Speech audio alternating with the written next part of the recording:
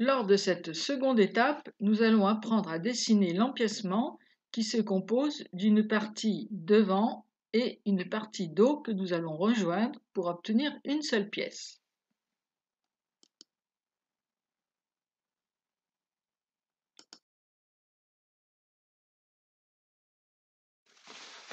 Sur le devant, nous allons tracer une ligne parallèle à la ligne d'épaule. Marquez un point sur l'extrémité du mancheron à 5 cm au-dessous de l'épaule et à 5 cm côté cou. Tirez une ligne entre ces deux points. Marquez une étoile à 9 cm de l'encolure et une à 3 cm. Si vous faites la découpe numéro 2, tracez une perpendiculaire au milieu dos. Pour le dos, tirez une ligne perpendiculaire au milieu dos à 10 cm en dessous du cou. Marquez une étoile à 6 cm de la manche, ce sera le début des fronces du dos.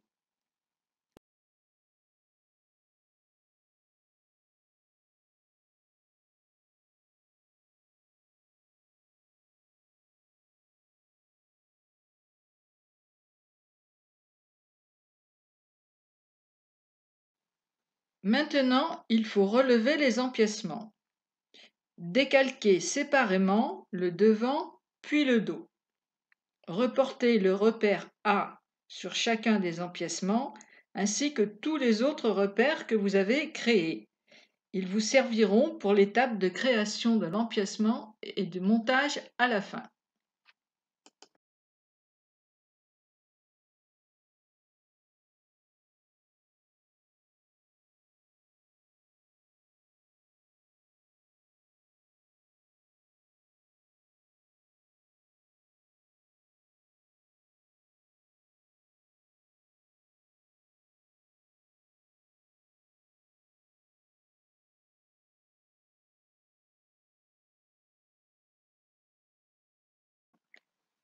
Pour reconstituer l'empiècement, prendre les deux morceaux dos et devant que vous venez de décalquer.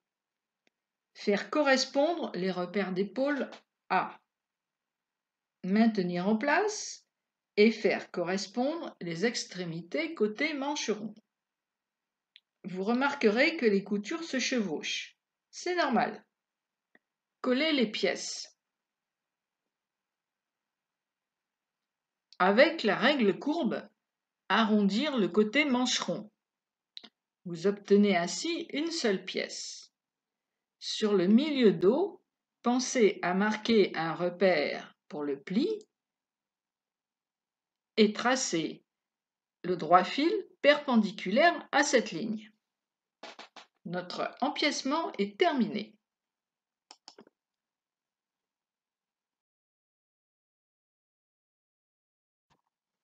L'empiècement est terminé. Il comporte les repères droit fil, le milieu dos au pli, les repères de montage par des chiffres 2, 3 ou des traits 1, 2 qui vous serviront lors du montage sur la troisième pièce qui, elle, sera froncée et que nous allons étudier lors de la troisième étape. Cette vidéo vous était proposée par les ateliers de Nicoline. Visitez notre site www.nicoline.fr.